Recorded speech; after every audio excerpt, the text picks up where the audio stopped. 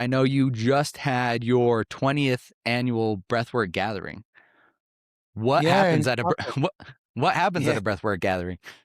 Well, I mean, it started out over 20 years ago as my personal retreat because I'm traveling constantly and I wanted to take, a month off just to get close to the earth, be in the garden, reboot.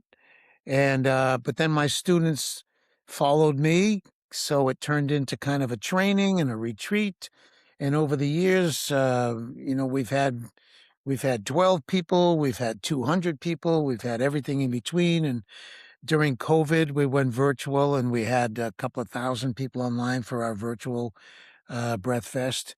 And so yeah, it's every year I invite some of my favorite breath workers, and I kind of require people who train with me and get my certificate that they learn from other schools, other teachers, learn some other approaches. So I make that easy. I Every year I pick and choose. I'm fortunate. I can call just about anybody in the breathwork world and twist their arm a little bit, and they'll come. So that's what I do. And this year we had a really great event, and the hall only holds 90 people, and we don't have any trouble filling it. And it's in a beautiful place on the beach. And so it's in the winter, which is why I decided to do it, because there's a lot of conferences and stuff. They all happen during the summer. And Cabo's a great, getaway for snowbirds and stuff. So it's worked out pretty good. And yeah, we just finished January 23rd to the 29th. It was really a great week, and we're already planning next year. So it's my annual premier event. I did it for myself because I invite teachers to see what they're doing, and I'm picking their brains. And so it's a great, people can learn an awful lot in a very short time from a number of genuine, leaders in the breathwork world. So that's my mission. Yeah. You mentioned that your students come and other people who study at other breathwork schools. What are we studying? Why do I need to study breathing? I've been breathing since day one. What Yeah. am I studying here? Yeah. You call that breathing? Well, breathing is a behavior. And some behaviors make you rich, some behaviors put you in jail, some behaviors make you healthy, some behaviors make you sick. And so breathing is literally a behavior. Respiration is reflexive, it's chemically driven, but breathing is a behavior. I mean, if I want to be invisible when I'm a little kid, nobody has to teach me to hold my breath. If I don't want to cry or if I don't want to laugh, I hold my breath. If I want to, so we're using our breath, and it may be serving us on some levels, but it could be wreaking havoc on other levels. And it's not an accident that breathing is totally automatic and totally under our control. That's not a coincidence. That's not an accident. That's an opportunity. That's an invitation to take part in our nature and our own evolution. And every emotional state, every psychological state, every physiological chemical state as a corresponding breathing pattern or an associated breathing quality. When your state changes, your breathing changes. And since it's two-way street, by breathing in certain ways, you can trigger amazing states, profound relaxation, ecstatic states. You can make your breathing more functional for performance and athletic pursuits. And I come from a Navy deep sea diver, special operations background years ago, where we used our breath to manage our mental state, manage our arousal, manage our emotions, generate energy when you think you got no more juice left in your battery. Breathing is a way to generate genuine energy, not adrenalized energy, but genuine energy. And anybody who's ever done gymnastics or martial arts, somebody's bugging them about remembering to breathe. And so, it's one of these simple things. It's so basic, and that we overlook it, we underestimate it, and yet, breathing habits, breathing patterns, can keep you locked into certain emotional tendencies, psychological tendencies. They can trigger various illnesses and diseases. They can exacerbate conditions. And in the world of stress and anxiety, breathing is a go-to tool for managing that kind of stuff, pain and so on. So, yeah, everybody's breathing, but everybody can walk, everybody can talk, everybody can cook, everybody can sing, everybody can dance. But obviously, some people can take those things to the level of an art. And so breathing is one of those things. Yeah, it's very ordinary, but when you dig into it and you find out, holy cow, you can really use this to get an edge in business, get an edge in sports. I mean, if you look at an Olympic athlete, just before they dive off a diving board and their toes are curled, what's the last thing they do? They take a breath to focus, gather energy. And so, every high performer, if you work in high stakes life and death situations, you're trained to breathe. You're trained in breath control. But everybody has their high stakes. You got a difficult conversation with your teenage child. You're going to the dentist. Breathing helps in so many ways. And so, yeah, everybody breathes. And so what? We're talking about peak performance, Mm, optimal, health, ultimate potential. Breathing is the root of the word respiration, inspiration, expiration is spirit. Every genuine spiritual tradition or teacher touches on the breath, either symbolically or literally. And so, yeah, and that's why, because it's so obvious, people overlook it and they underestimate it. And because it's so basic, they think, what have I got to learn? But you practice a couple of breathing techniques, and within a minute, you can make such dramatic changes in your chemistry, in your state, that it could be mind blowing. So, that's why breathwork has been the leading trend in wellness globally for 10 years. mm. Oprah Winfrey to Hillary Clinton, you name it, is jumping on the breathwork bandwagon. Every celebrity, so many people are swearing by it, and for good reason. I mean, I've been teaching it for over 50 years, and I've been to 78 countries so far and had my hands on over 300,000 people. So I don't have the luxury of doubt. I know how powerful it is. I know what a difference it can make. And so I'm a missionary for the breath, man. Good, good. Well, I'm excited to learn. That whole it begs the question, what does good breathing look like then versus bad breathing? Like, is there a more optimal way that I should be breathing right now during this podcast, or is it situational? Yeah. Well, the typical everybody, you don't have to Google very far to find out that nose breathing versus mouth breathing, good. It should be your habit to breathe through your nose. If you're a habitual mouth breather, good idea to tape your mouth shut while you sleep and do whatever you need to do to turn that habit so you're not a chronic mouth breather that has so many horrible results starting in childhood. So nose breathing, good. Mouth breathing can be really good. You don't want it to be a habit, but breathing through your mouth at certain times for certain specific purposes is really powerful and useful. Diaphragmatic breathing, okay, better than high chest breathing in general. You want to do nose breathing and you want to do diaphragmatic breathing. And that's pretty much the cliche, advice. Nasal breathing and abdominal breathing, good. Practice it, make it an unconscious habit. But I think in terms of three things: breath awareness, just observing your breath, just tuning into it, just noticing, when do you hold your breath? When do you breathe through your mouth? Are you breathing fast? Are you breathing slow? Are you breathing high in your chest? Are you breathing low in your belly? Just develop some breath awareness and start to look at your unconscious habits, because habits drive us. And if you have dysfunctional breathing habits, it's behind so many other issues and challenges, cognitive challenges, emotional issues, various, carbon dioxide, for example, is a volatile acid.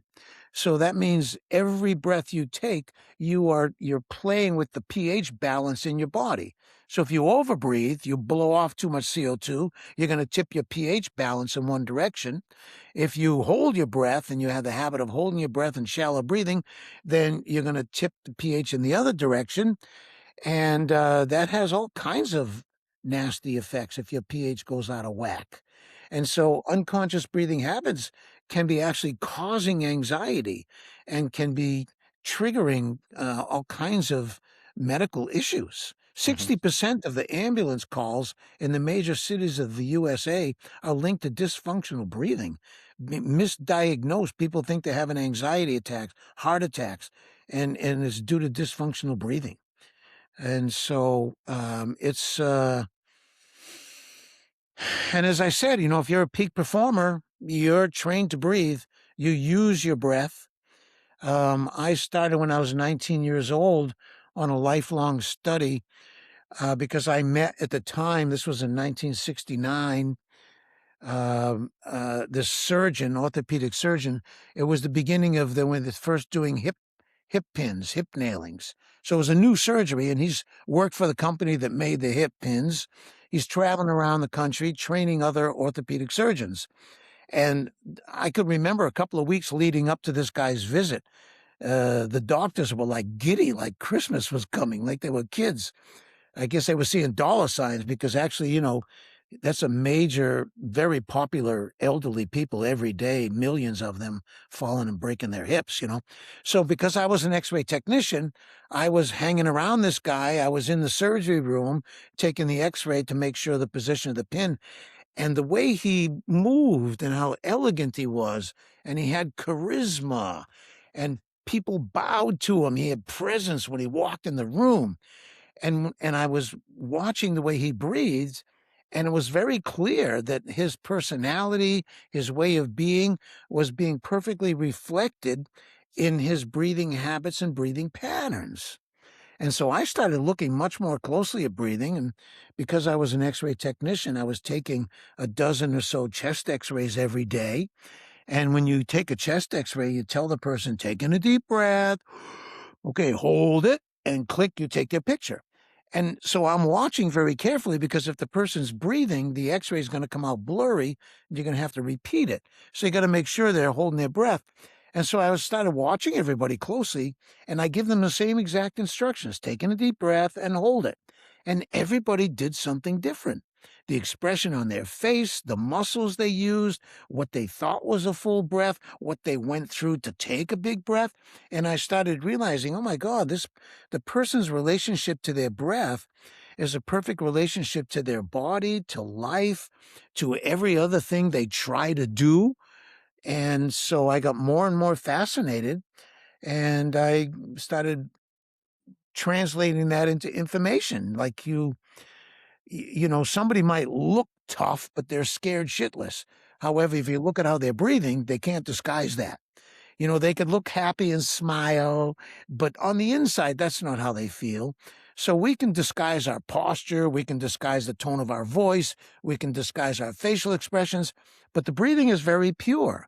And it's a direct way to get real time information about what exactly is happening emotionally, psychologically, physiologically. And for example, I specialized in underwater medical rescue. I was a deep sea diver. I did special operations, and I was a medical rescue person. So I had demolition training, and I could suture, I could sew people up and do surgery. So, and I was often attached to a team that I hadn't worked with, I hadn't trained with. They flew me in, or they sent me in for whatever the operation was. Um, and I wanted to know, how are these guys going to behave when the shit hits the fan? I don't want to be surprised by that. I want to test them ahead of time. What happens when you push somebody to their limit? And do they overbreathe? Do they underbreathe? Do they hold their breath and freeze? Or do they run around like chickens with their head cut off? I want to know ahead of time, because I want one person I might need to become a human straitjacket, tell him to sit still, shut up, we're not all going to die. And the other one, I might need to kick him in the ass and say, "You get a blanket, you get some water, get them out of their frozen state."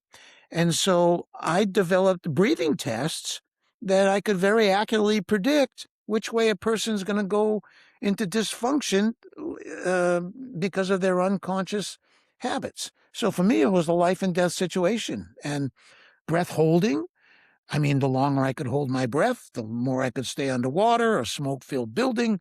So there's practical aspects to it. And high stakes situations is lives are at stake, a lot of money is at stake. And so you want to make sure you can perform under stress. And breathing is the way that you manage those difficult situations, manage your own energy and your own arousal so that you can show up and perform. Real quick, before we get too deep into this conversation, I wanted to give you guys a peek under the hood when it comes to the data. So the data on this app shows me that less than 21% of my average monthly listeners are actually subscribed to the show. Now, subscribing to the show helps way more than you'd think. It helps the show get pushed out to more people. It helps the show grow. It helps me get more guests. It helps improve the quality. So if you guys like listening to me, and more importantly, like listening to the guests that I'm bringing on, do me a quick favor, hit the subscribe button right here on this app, and we will continue to grow the show bigger and better with each and every episode. Thank you so much. The breathing test that you did to accurately predict the situation that they were going to, or how they were going to respond to situations. Is that something we could test now with me, or is it? Sure. Yeah, I usually do these in my advanced trainings, but I love the question. So I have two basic, two basic tests. First one, I could say it's your which way do you go out of balance under stress? Do you hold your breath or do you hyperventilate? And that can be easily gauged by if you do a minute of chaotic breathing, and then when you relax and stop, observe how your body compensates. Because without knowing it, if you're pushing it out of balance without realizing it, when you stop pushing it and the body compensates, it's going to tell you by which way it compensates, which way you've been unconsciously pushing yourself out of balance. So do wild, chaotic breathing, just wild and crazy, deep and fast, stress yourself on purpose, just temporarily. Blow and push and suck and pull and pull in more, let go more, go. And really stress yourself more and more. Well, we're at about 20 seconds, go a little more. Really push it, really stress yourself. And then when I tell you to relax, just pay attention. Do you need to inhale or exhale? Go ahead and relax. Just go ahead and relax. You needed to inhale, right? Yeah. I saw the inhale, right. So there you go. Since your body just inhaled to regain balance, it tells you what you need to do. You need to remember to take some breaths from time to time in between tasks, when you get through with the task before you start another one. Take a couple of those breaths before you start a task to prepare. Pull in some energy. Take your time. Now, had you needed to take an exhale, I'd be giving you different advice. I'd be telling you, look, now and then you need to do a little pursed lip exhale, exhale, exhale, exhale. So you just got a little good information. You need to just remind yourself to take a breath now and then. That's all. And when you do, take your time on the inhale. Make it a meditation. Feel the expansion side to side, front to back. Sense the breath fully. Make it a good mindfulness practice. And imagine infusing every cell with breath energy. And when you breathe, make sure you're filling up all three breathing spaces. So the full yogic breath, we have a lower breathing space from the perineum to the belly button. We have a middle breathing space from the belly button to the nipple line, and we have an upper breathing space from the nipple line to the chin. Make sure you are filling all those spaces. Just like filling a glass with water, you fill from the bottom up.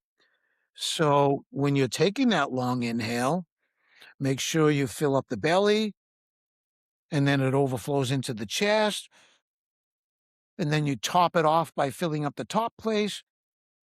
Now you've taken a nice long inhale, and so you just do those consciously from time to time, so you're keeping up with the energy demand and not Mm. having to try to catch up. Mhm.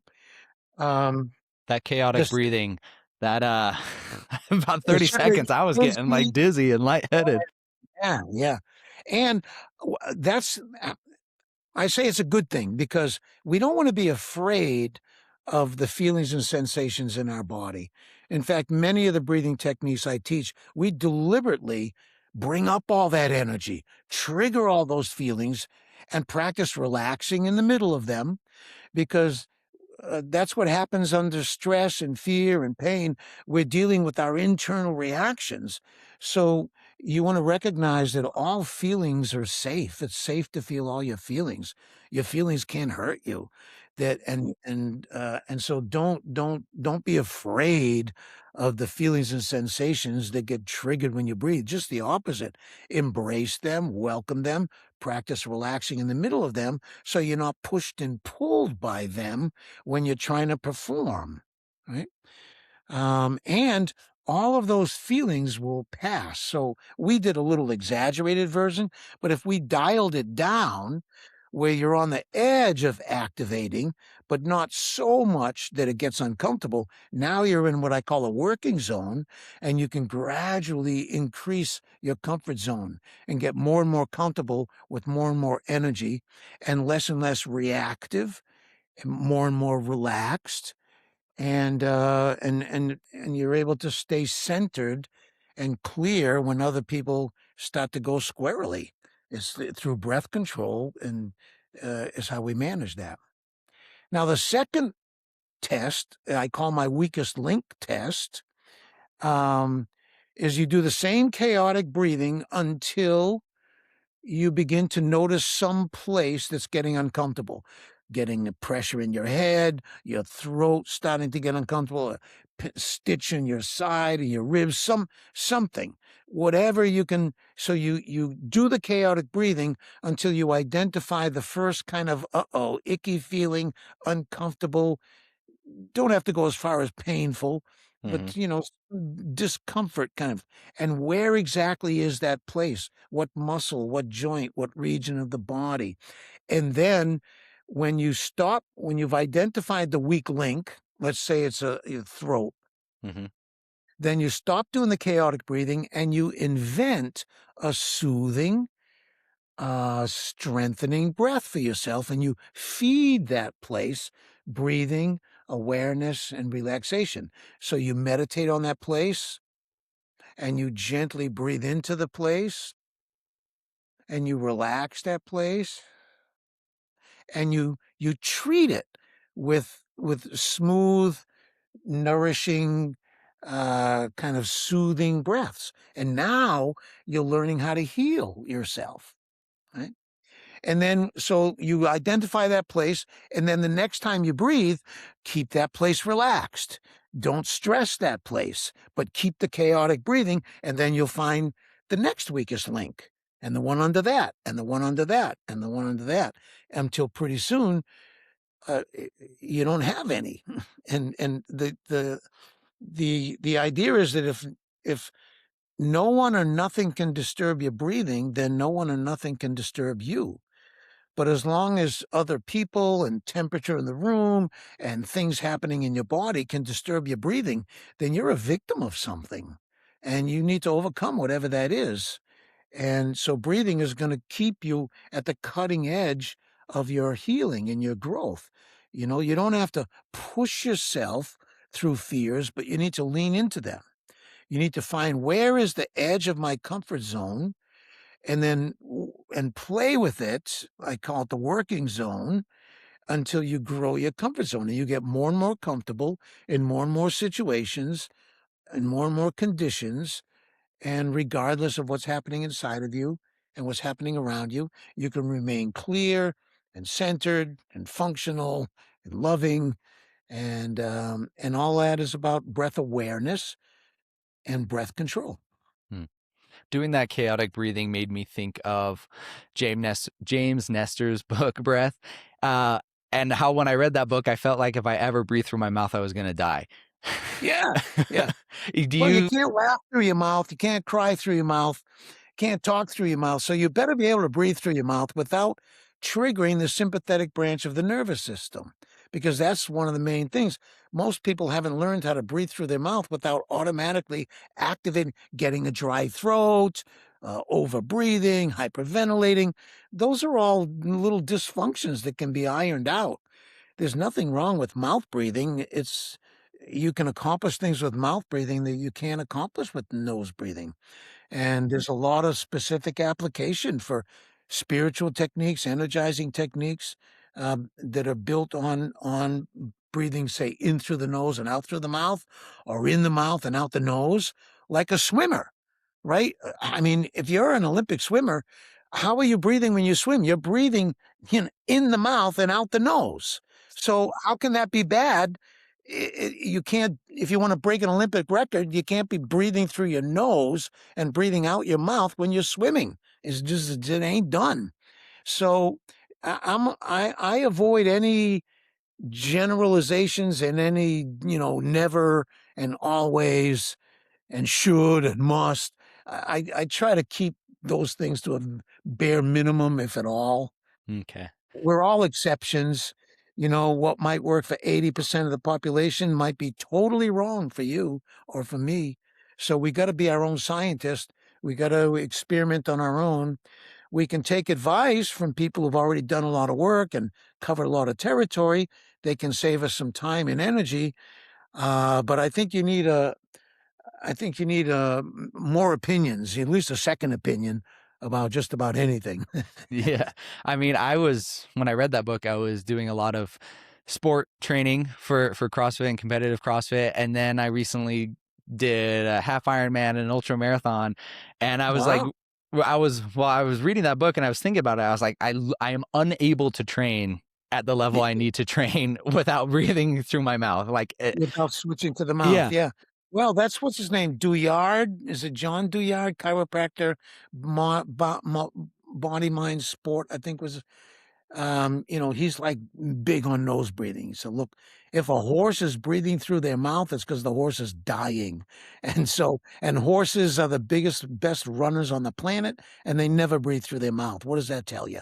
So, yeah, it is important. And training, he talked about the studies he did with athletes, with forcing them to breathe only through their nose, and of course their performance took a big deep dive. They were depending on breathing through their mouth, but after a couple of weeks, it was back up to where it was before, and maybe even better breathing through their nose. So it's worth a training transition period to get out of bad habits and into good ones, it's and don't expect it to be enjoyable. yeah, it's really interesting. A couple like years ago when I was doing training, I'd have like these longer zone 2 sessions, and just a good way that my coach had me maintaining a zone 2 is forcing nasal breathing. So I'd like put some mouth over my tape just to force nasal breathing so I'd stay in a low zone 2. And like the first 10 minutes it feels like you're suffocating, like I can't, and then after that 10-minute window I can start going faster and faster, and I breathe like I'm breathing through my mouth. It's pretty crazy. It is, and that's chemistry happening, and that CO2 levels rise, vasodilation occurs, so many cool benefits. So, but yeah, you gotta do gradual training, increase your O2 tolerance, Patrick McEwen, if you're following him, Bolt scores, the Buteyko method, Patrick McEwen is on that end of the spectrum. That's one side of the spectrum, the whole chemistry. Peter Litchfield, brilliant. On the other side of the spectrum, the opposite end is the cathartic, Wim Hof, rebirthing, holotropic breathwork, spiritual, ecstatic type breathing practices that we're not concerned with chemistry. We don't care about sports performance. We're using the breath for something else, and it might cause.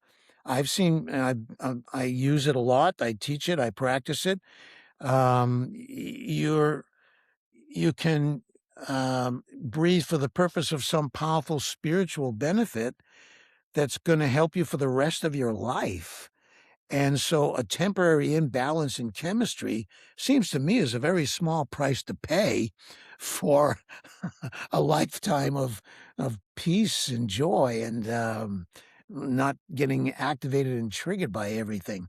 So, yeah, I'm not dogmatic when it comes to breathing, and I'm really leery of people who have dogmatic, strict kind of things. I'm a different kind of guy, that's for sure. Oh, Dan, that's my philosophy on anything. As soon as somebody tells me this is the only way to do it, I'm like, hey man, I'm out. I don't want to listen to you. Do this, I'm already looking for a way to get around it. Don't Exactly. tell me, don't tell me I can't do it. Well, I heard you went to Beijing, and I may pronounce this wrong, but what is medical qi kung? Yeah, Chinese medical breathing exercises. Yeah. It's ancient. It's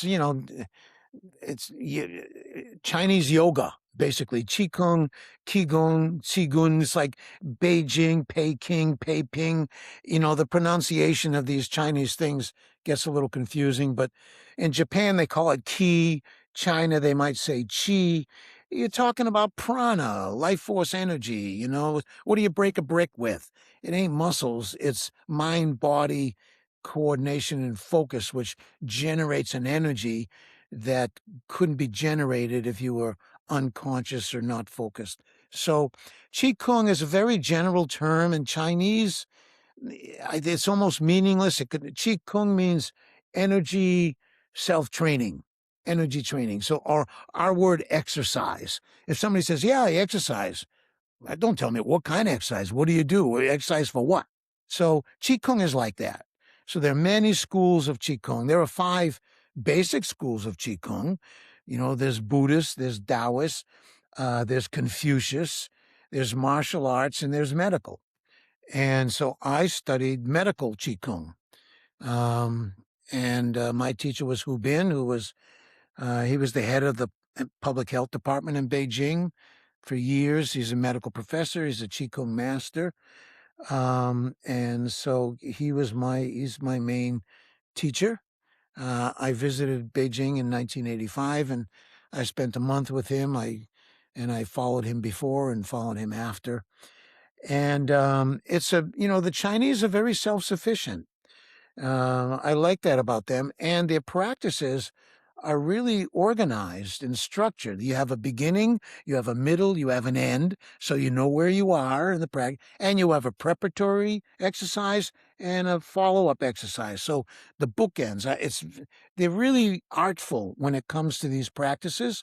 So I appreciate that in the Chinese approach to breathing. And it's very simple. Basically, Qigong is regulate mind, regulate body, and regulate energy, which is breath. And so that's a spirit, mind, body approach to being and wellness and performance.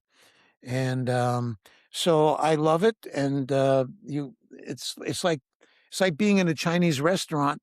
You have 3 columns. You pick your protein, you pick your side dish, and you pick your sauce and spices, and you got yourself a really unique meal. So regulate body. There are certain postures in Qigong that you use. Regulate mind. There are certain meditation, mindfulness practices that you combine with posture and movement.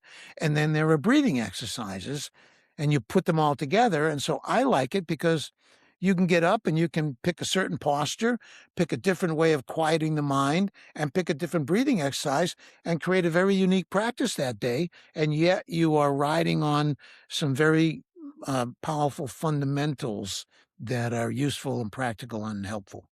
So I love the Chinese approach, and the Chinese mind is so different than the Western mind. Mm. It's like, and I think we need that balance. In the West, we've got a lot of shit covered. We got it down, but in the East, they got a lot of things covered that we could use that cross-pollination. So, I recently did a podcast with Luke Lefevre. He talks about journaling, using journaling a lot, and how that changed his life. And something I posed to him as I said journaling to me seems like it's in the same category as meditation, in which you would ask 10 people and 9 out of 10 say it's amazing, everyone should do it. And then those same 9 out of 10 don't have a meditation or journaling practice. And I think I put breathing into that same category, as in like you ask people, they're like, yeah, I know, like deep inhale, but nobody does it. Yeah. Oh, a daily, there's no way around a daily practice. And I started with that surgeon that I talked about. I realized this guy's in the 1%. I mean, he was literally the number one guy in the world at the time on hip nailings, and he's training all the other guys. And so I and he was conscious of his breathing. He used his breath to focus. He was conscious of his breathing. He practiced a Zen type breathing practice. And so I thought, wow, I wonder if this is why he's in the 1%. Do people in the 1%, whether it's in finance or medicine or bank robbery, engineering, I don't care what it is. If you're the best in the world at what you do you breathe better than the average person? Are you more conscious of your breath than the average person? Do you turn to your breath and use your breath when it wouldn't occur to the average person to do that? And I've never found any exceptions to that. Without exception, without any exceptions, anybody who has reached the peak, music, engineering, medicine, I don't care what it is, they are more conscious of their breathing. They do practice breathing, and they use their breath consciously when other people would not. So for me, it's been a lifelong, I've 50 years already, and I've met people at the top of every field there is.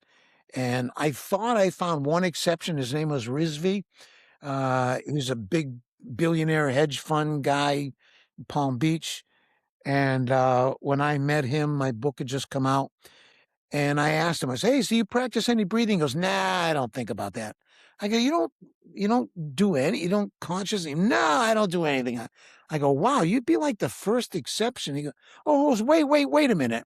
He said, actually, if at night when I'm trying to go to sleep and I'm still going over a problem I had during the day, or I hadn't resolved it and it's not letting me sleep, I take a long inhale.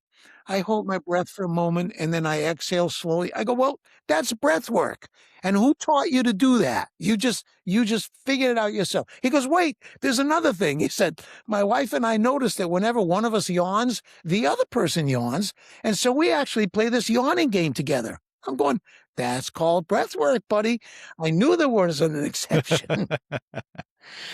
So we have the best of the best, the peak in their field, noticeably practicing and doing things to excel their breath. What is it that the general public, what is the most common mistake that you would see in the American public? And does it differ? Because you said you've been to many, many countries. Does it differ from country to country?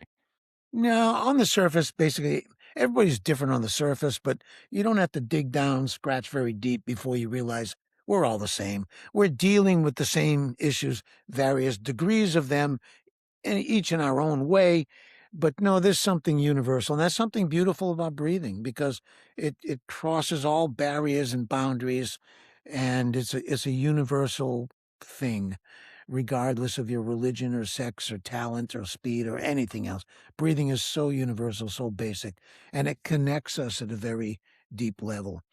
So I think in general, the faults, the main fault is just unconscious of breathing habits. People just are not aware that they're holding their breath 1,000 times a day.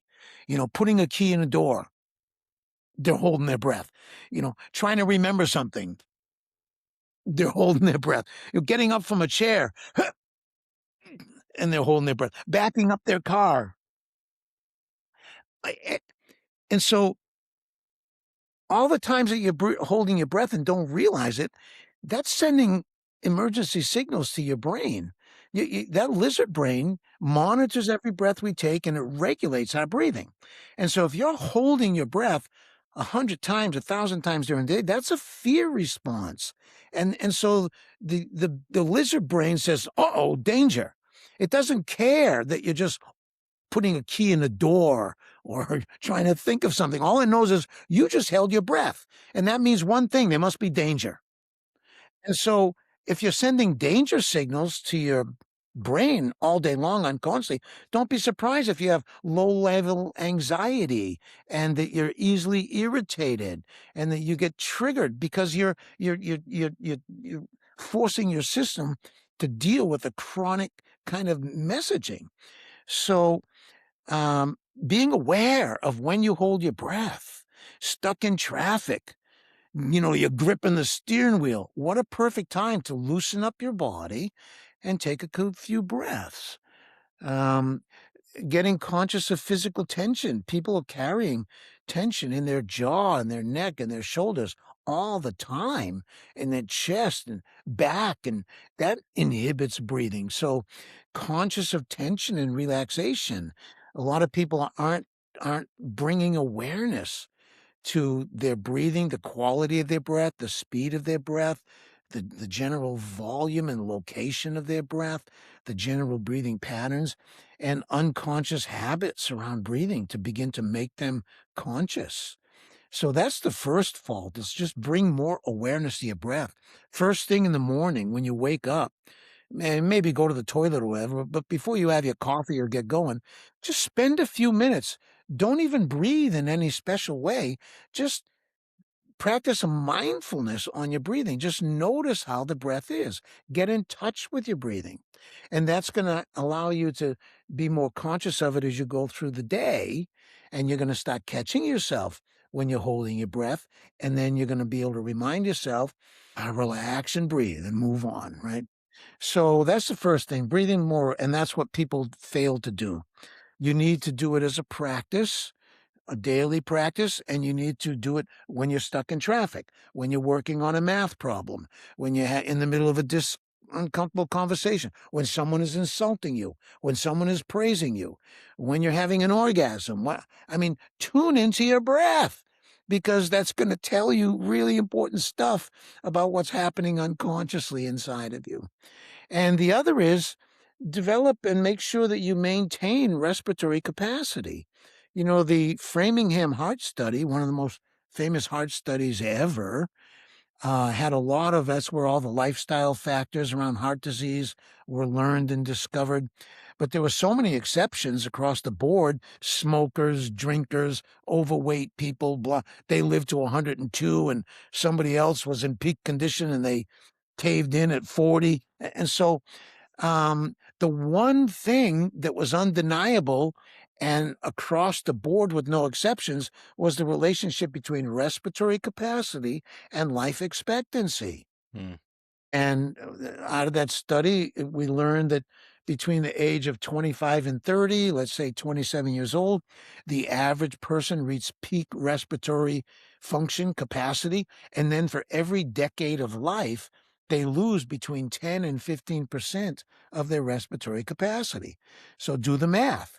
You're 40 years old, you lost 10 or 15. You're 50, you lost another 10 or 15. By the time you're 60 years old, you've lost 40% of your respiratory capacity, and your life experience, expectancy is equal to that.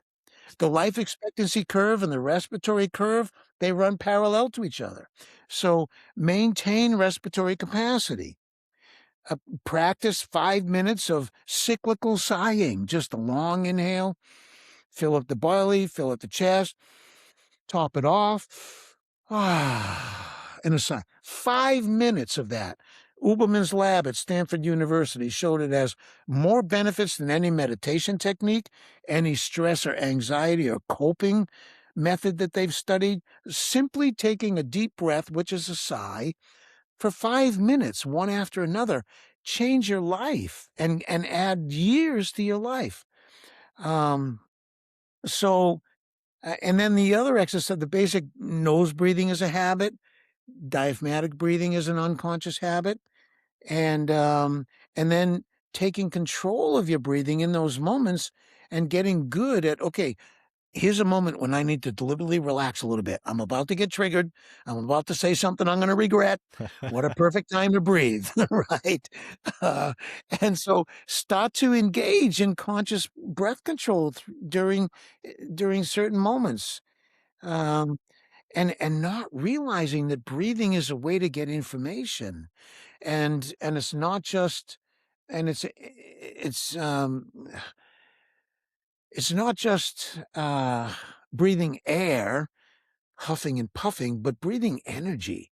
That means bringing more consciousness to every breath, because the more conscious you breathe, you unlock a higher order benefit of breathing. It's not just the chemistry, it's this other realm we talked about in Qigong: prana, chi, ki, life force, Mm. spirit, vital energy. The breath is the key to managing that kind of energy. So practice energy breathing uh, processes, and do it on purpose to start to get more sensitive to your breathing, more aware of subtle sensations. I run everybody through a breath awareness practice so that they can do it on their own version of it, because it's, mindfulness was the rage for a decade, and we all know the benefits of mindfulness, some kind of meditative practice. Well, breathing is a mindfulness practice, so you get more bang for your buck. You're practicing meditation and mindfulness, plus you're getting all the benefits that come with the energy benefits that come with good functional breathing. I have a current morning routine. I wake up, grab 20 ounces of water, sit down, drink the water, and I read about 15, 20 pages of a book. And then I come into the office here. I get out my journal. I write 4 things that I'm grateful for that past day, just small things that I maybe missed. And then I do 5 minutes of meditation where I'm just like trying to breathe and focus on my breathing. So like 5-second inhales, seeing where I feel the breath, if it's on my nose or like in my stomach, and then 5-second exhales. And then after that 5 minutes, I then do 10 minutes of just journaling, where Luke Lefevre says, like, put the editor on holiday. So it's just like not worrying about spelling, not worrying about what I'm thinking, just writing as fast as I can, getting it out. And then I do Chip Dodd's like 8 core feelings. Like he talks about like anger, fear, gladness, sadness, like the 8 core feelings. And then after that brain dump, I will sit there for like a minute, and then I'll try to decide which of those 8 I'm feeling, and then I like kind of write that down. And it's been my as a person who's had a lot of morning routines, I've really enjoyed this one probably the most. I think I've gotten a lot of value from it. Well, one of the thing you mentioned, one of the skills or practices I teach is channeling emotional energy through the breath. Learn to do that. Like if I get angry, I'm going to shout, or I want to jump up and down, or I want to punch a door or something.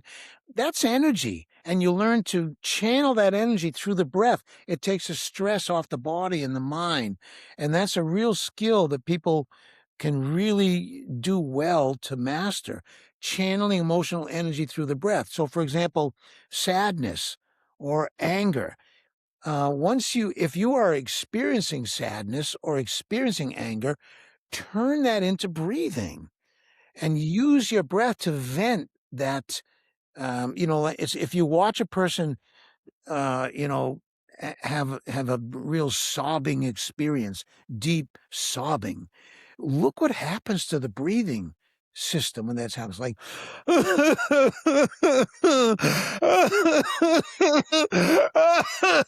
look what's happening to the breathing.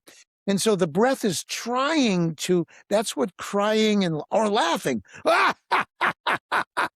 Look how the belly gets shaken, how the breath gets shaken with a good laugh or a good cry.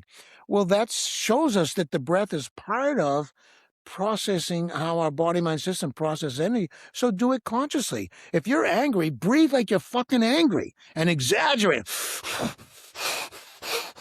Use your breath and express that anger through the breath. If you're sad, just express the emotion with the breath. You'd be surprised how powerful that is and how it helps us to manage those intense energy when they surprisingly hit us. If you volunteer for them, and one of the things that you can see that's happening when a person has a good belly laugh or sobbing is the breathing system gets shaken up. Mm-hmm. Literally, it's shaking the stress out of the system. And so practice shaking yourself up with the breathing.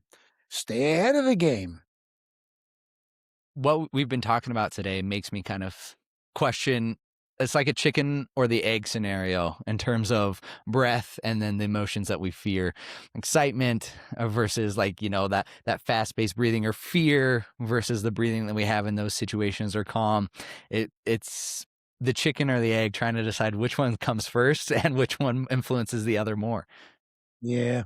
No, it's like the mind body, it's a cybernetic loop. It's like a merry-go-round. You can get off, get on, anywhere, it's the same thing. Just get in the game. Yeah, it's, every emotional state, every psychological state, ha a corresponding breathing pattern. When your state changes, your breathing pattern changes. When you change your breathing pattern, you change your state.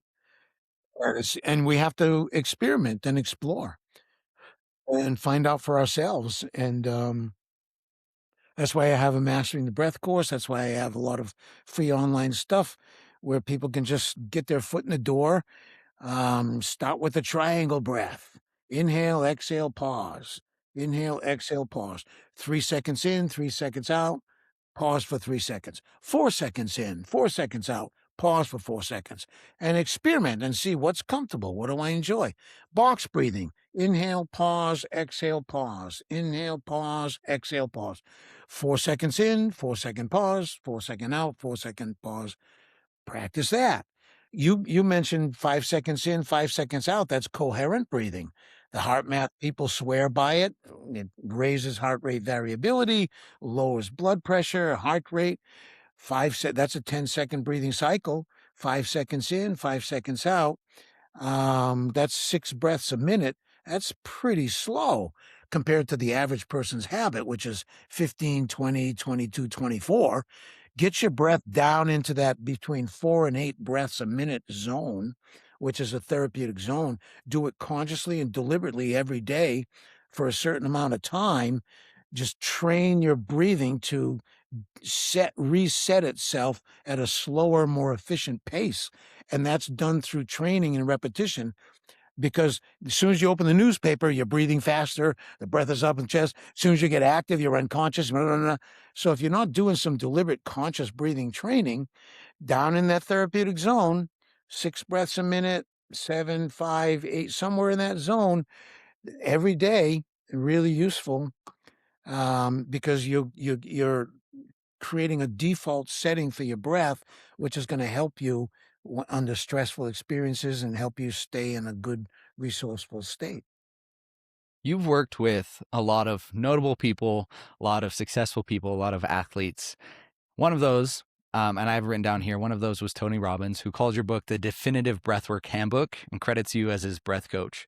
What does somebody as successful and well known as Tony Robbins need a breath coach for? Yeah, well, I can share this because he publicly shared it. Um, when he first called me, um, first of all, I didn't even believe it was him. I thought somebody was. I said, "Is this Dan Brule? Yeah, this is Tony Robbins." Like, get the fuck out of here. Is this is this Paul? Come on. I was like, and so anyway, so after that first conversation, he says, "No, I just heard that you've been studying breathing for like 40 years, and I just want to pick your brain." I said, "Well, you can pick my nose, you can pick my pockets, you can pick whatever the hell you want, buddy. I'm all in, man." And so at the beginning, our first thing was, why are you coming to breath work? And it was blood pressure. And so, I mean, I can share that because he's publicly shared it. So I tested him. I said, "Show me your favorite breathing exercise." Well, guess what Tony Robbins' favorite breathing? I mean, that's, of course, he's Tony freaking Robbins. He's Yeah. not I mean, that's Yeah. not his style, right? So, but I noticed that he breathed with such passion, and so much so that he actually clenched his jaw every time he inhaled. And I said, "Wow, you're tensing your jaw every time you inhale. I want you to practice just relaxing your jaw while you're inhaling." He lowered his blood pressure by 15 points, and it never went back up. So he became like an instant kind of devotee, Yeah. and we've been in touch at least, once a month, if not little quick weekly check-ins from time to time. I've been He's such a generous guy, supporting and helping me and vice versa. And, I can tell you what people like him, what they value is their time. Um, so that's he's forced me to get really good at coming up with breathing hacks that, you know, in 30 seconds, in a minute, you're already the benefit is showing. You can feel it right away. It's happening, right? So not, 3-week course and 2 hours of breathing to get a result. How do we get like really significant, measurable, felt results quickly? So he's really helped me. I never focused on that as a kind of a way. So over the years, that's really helped me. Um, and so time is precious. Give me something I can do in 5 minutes in between big meetings or and so that's what we've been focusing on, recovering more quickly, energizing more quickly, conserving energy, eliminating unnecessary muscular activity when you're breathing, eliminating accessory muscle use. So, for example, if you squeeze the back of your neck and squeeze these muscles on what you call them on your shoulder, the muscle on the back of the neck and the muscle in your shoulder, and then breathe really deep and fast and see if anything happens in those muscles. Nothing, those are not breathing muscles. So if anything's happening in those muscles, you need to be deliberately relaxing them and then practice breathing faster and deeper without engaging what you could call accessory muscles, right? Interesting. So that's something that we've worked with. And also I just coached him last week actually, um, what we went over was a quick little reboot and nervous system charge and balance kind of practice where we do 1 minute of conscious active breathing where the inhale is active and the exhale is passive. So the inhale is longer than the exhale. The exhale, you don't blow, you don't push, you just release it and relax, but you make the inhale full, not completely full. If 10 is full, maybe you're touching 8, right? So it's an energizing breath, but you're not hyperventilating because you're not blowing off the CO2. Do that for a minute, and then you take a long inhale through your nose, a big sigh of relief. After the air stops coming out, continue dropping down mentally, continue relaxing, and you end up at a pause at the bottom of the exhale, and you just sit in an open, relaxed pause, very alert, very relaxed at the bottom of the exhale, and I call that a deep dive still point breath. Then you do a minute of the active breathing, and then you do 1 or 2 or 3 of those deep dive still point breaths. And that really it charges the nervous system, plus it balances it, plus you triggered the parasympathetic branch, the rest and digest. So you can take maybe that's 3 minutes altogether, maybe 5 maximum if you did 2 or 3 rounds of 1 minute of breathing, followed by 1 or 2 or 3 of those deep dive breaths where you sit in stillness at the bottom in a pause. And that's a great reboot, and then it's good balancing. Um, we also talked about infusing every cell. So mentally, visualizing, sending the breath to every cell in your body, not just your lungs. And I mentioned that the energy to effort ratio. You're breathing, but how much energy is it costing you compared to how much energy you're getting? Many people, when they try to breathe deep, they it costs them more energy than they're getting from the breath. That's bad business. If I buy this for $100 and I sell it for $1, I can't stay in business very long. So that energy to effort ratio is really important in advanced practices. And the other is being able to sense the breath in more detail. The power and the benefit of that is through the roof. To be able to track the breath and the path that the breath takes tip of the nose, bridge of the nose, sinuses and skull, throat, up under the collarbones, in the chest area, the lower ribs, breathing into the back, upper abdomen, lower abdomen, floor of the pelvis, and be able to sense the breath from all those places at the same time. Wake up each touch point. So you start with the tip of the nose and all your attention, all your energy on the tip of the nose. Everything else disappears and you're 100% focused on the sensations at the tip of the nose. Now, you don't have to breathe in any way. You could just wait for the breath to come and go by itself, or you could breathe quickly or deeply to wake up the sensations to make them easier to feel.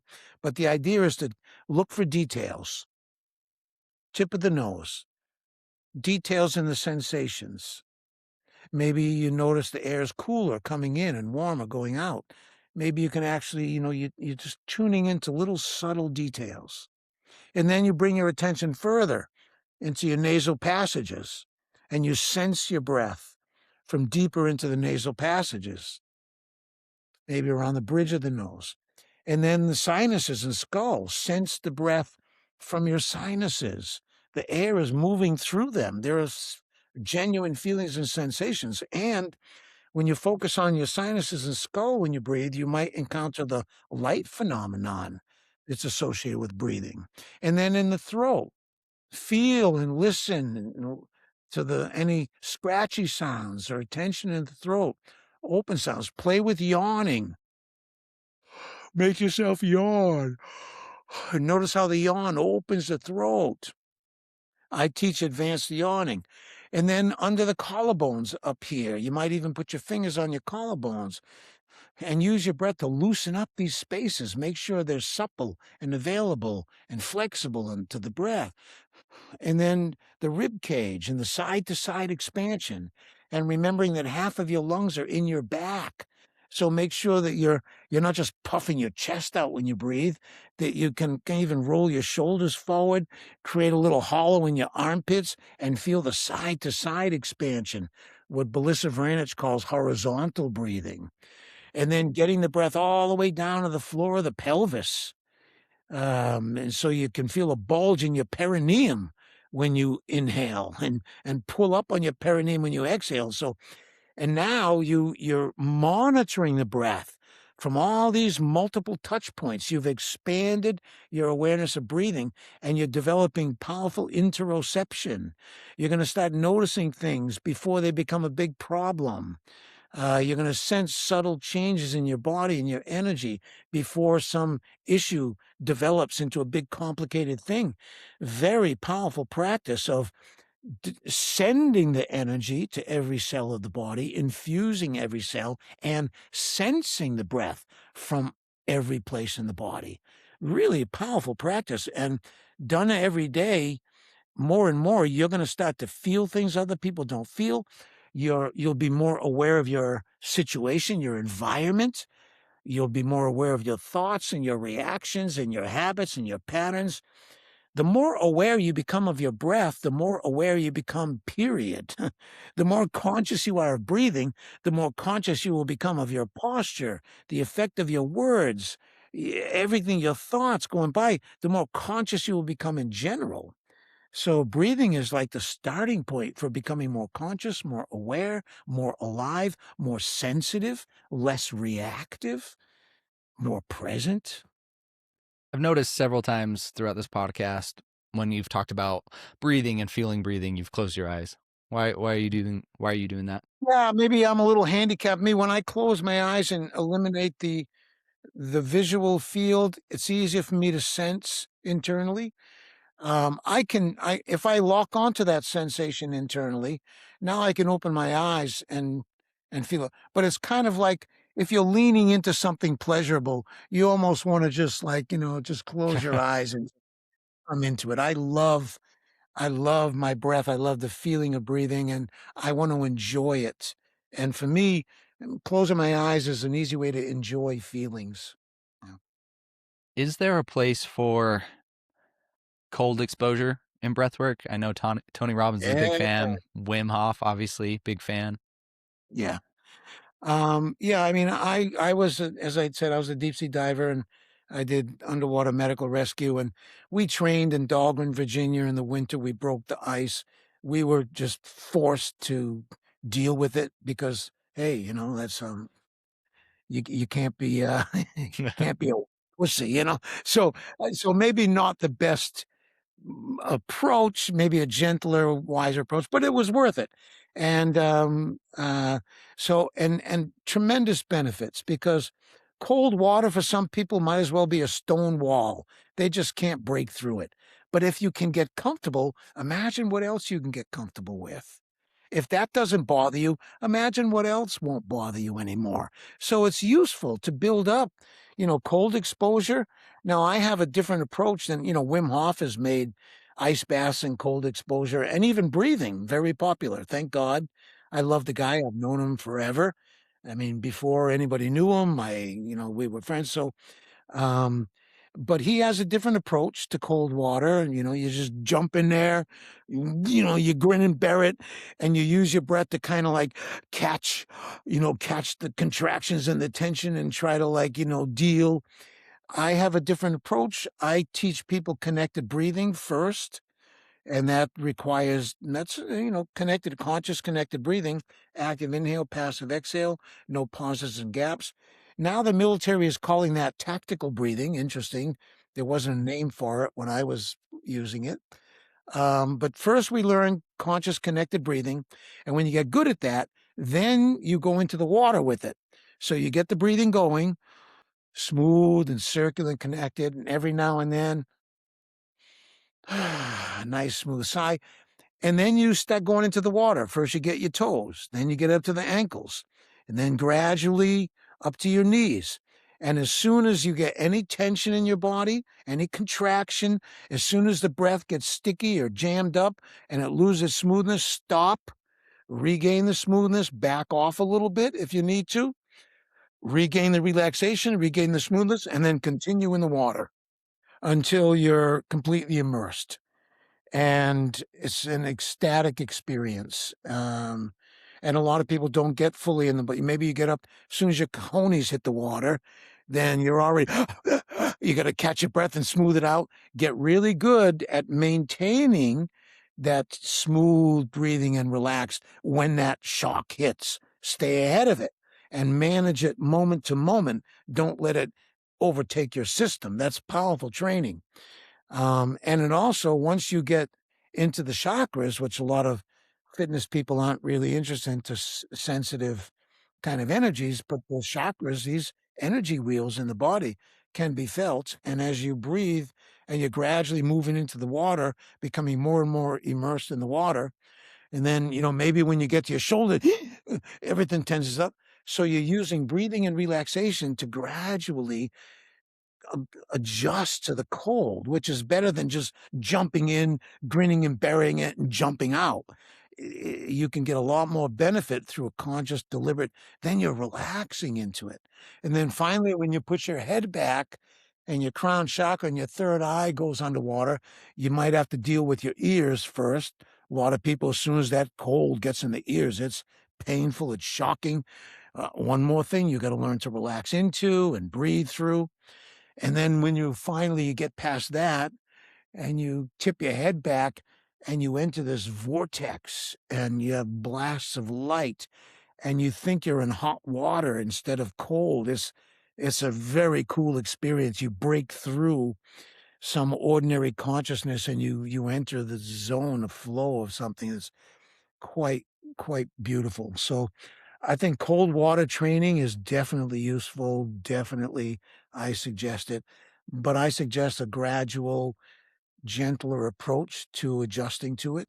Well, every once in a while, just jump in and force yourself. That's good.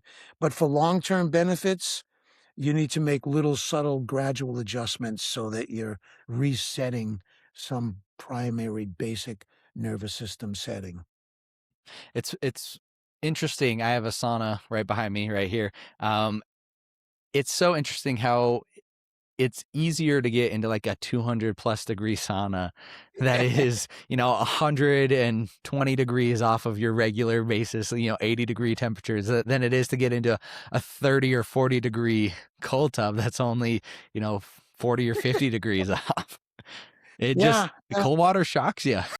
it is. It's a very, and that's why it's so useful because, um, if you can get past that, you already have an ability to get past a whole lot of other things without even trying. If you're one of those people that watches podcasts and doesn't just listen, you've probably noticed this sauna right behind me in each and every one of my episodes. That is my Heavenly Heat Eco Sauna, and it is seriously the best. It's not just there for decoration. I use it each and every day. Heavenly Heat makes some of the cleanest saunas on the market. They are ultra low EMF, no glues, no dyes, no plywood. It's all 100% hemlock, and they are extremely easy and high quality to assemble. And my favorite thing, they don't require any electrical or wiring. All you have to do is plug it into an outlet and it starts working immediately. Heavenly Heat is a sponsor of the show, and if you're interested in getting a high quality sauna, head to heavenlyheatsaunas.com/Merrill. That's heavenlyheatsaunas.com/MERRILL, and use the code Merrill at checkout to save some money. Thank you so much. You've been doing this for 55 plus years. What does Dan still not know about breathing? I don't know what the limit is. I don't know what's ultimately possible. Um, can I turn into light? Can I levitate? Can I be in two places at once? I'm after all of the wildest, greatest spiritual principles, promises, enlightenment, samadhi, satori, kensho, nirvana. You know, I want the whole thing, man, and I want to be able to be in my heart when I get triggered. I want to be able to stay clear and balanced, even if my nervous system isn't. I want to be able to uh, meet people where they're at, and don't be afraid to go wherever they need to go, into their trauma, into their dysfunction. Go there with them so that together we can climb back out together. And so, I just really my focus is keep improving and tweaking my own skills and my own abilities, keep getting more sensitive and more observant of subtle breathing triggers and patterns and flaws. Um, and also find a way to teach something that can't be taught. Like, you can't teach breathing.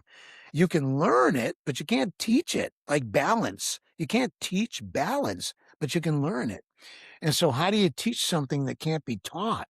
That's how do I do that? You can, by example, by presence, maybe by telling enough stories that people will have a aha, giving them enough things to practice so that they can start to, hack their way in, how to teach and how to communicate this stuff that some of it you can't even describe in words. And, so Dan, I have two questions that I wrap up every podcast with. The first being, who do you think I should speak to next and why? And then the second is based off of a Ralph Waldo Emerson quote. If we encounter a man of rare intellect, we should ask him what books he reads. What's a book you'd most recommend for me? wow, phew, wow. I would go for ones you probably haven't even dug into. Hey, you mentioned, James Nestor's book, beautiful. Patrick McHugh's book, fantastic. Stan Groff, holotropic breathwork. He's got that whole psychotherapy side really nailed down. Rebirthing, Leonard Orr, the original rebirthing book. Um, the classics, Yogi Rama Sharaka, Science of Breath, Swami Rama, Path of Fire and Light. Um, uh, I mean, why I got so many. I don't have a top one. I got like a top 50. The Life and Teachings of the Masters of the Far East by Baird Spalding. That 5-volume set. The fourth book has a chapter on prana, which is probably The language is a little archaic. It was written around the turn of the century, so some of the analogies and metaphors are a little antiquated, but as a transmission of pure Hindu science of breath, Swami Rama, Yogi Ramasharaka, and Life and Teachings of the Masters of the Far East go for the original source of these ancient schools. And then the modern stuff, Stan Groff, holotropic breath work. Patrick McEwen, I love his approach. He's a Buteyko person. Um, and I could think of a bunch of others that probably unknown, but starting with Leonard Orr in the unknown category, those will lead to a lot of other good versions of what I call what's called rebirthing breath work. All the psycho-spiritual kind of benefits. And but for the functional breathing, chemistry and stuff, Peter Litchfield, Patrick McEwen, James Nestor, Buteyko, all winners. And in the transformational side, Stan Groff, Leonard Orr, Jim Morningstar, Judith Kravitz, Anthony Magnano. There's a whole bunch of rebirthers I could recommend too. I'm recording podcasts faster than I can read, so my book list just grows and grows. It's going to be forever. But that's a good problem to have. Who's somebody you think I should speak to, and why? I am really excited about one of my students. He's not just my student practitioner. Um, his name is Ryan Patrick. He's a firefighter, first responder up in Oregon or Seattle area up there.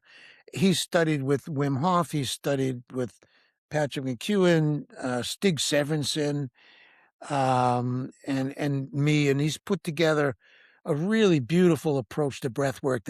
He's a guy working in the trenches, um, burning bodies and rethinking what you should have done or couldn't do. He's dealt with all of that stuff.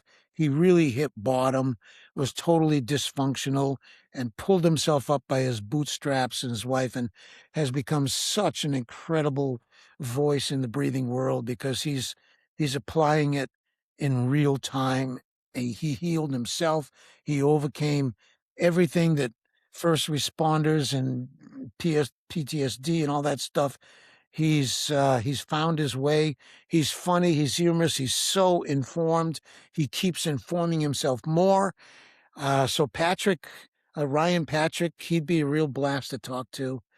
And let's see. And I would send you to someone kind of soft and yet really Allie McQueenie.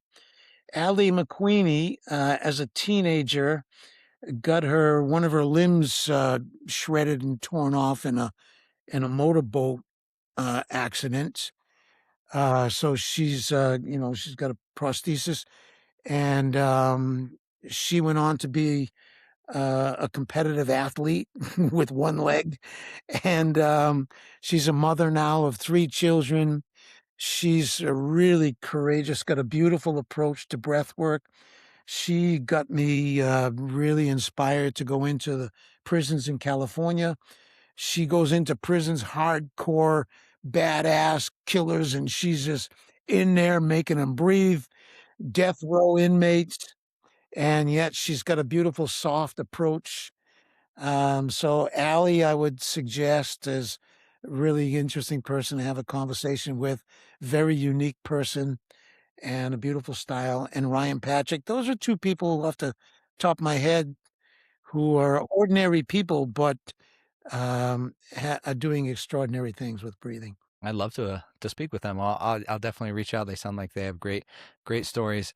Well, Dan, I really appreciate your time today. Where can people follow you? Where can they get more information about what you do? Well, at Dan Brule Official on Instagram, easy to find. Breathmastery.com is my website. And Dan at breathmastery.com is my email. I confess I do have someone sifting and sorting and only forwarding, 20-30% of them to me, but, Dan at breathmastery.com if you have any specific things. Breathmastery.com, my website, a lot of free courses and stuff there. And at Dan Brule Official on Instagram, we're pretty busy on Instagram with new ideas and new techniques and stuff. Wonderful, Dan. Well, hopefully I can make it to the 21st annual breathing gathering because it sounds like it would be a joyous time. I'd definitely love to come Yeah. experience it. I'm selecting my team right now. I next month or 2, I wanna curate it and bring together people with interesting styles that contrast and also kind of, overlap, Mm, so that sounds exciting. Well, Dan, again, thank you so much for your time. This was an absolute pleasure. my pleasure too. Thank you, man. Keep it up. Will Think you're do. making a difference in the world, so keep going, brother. Thank you, sir.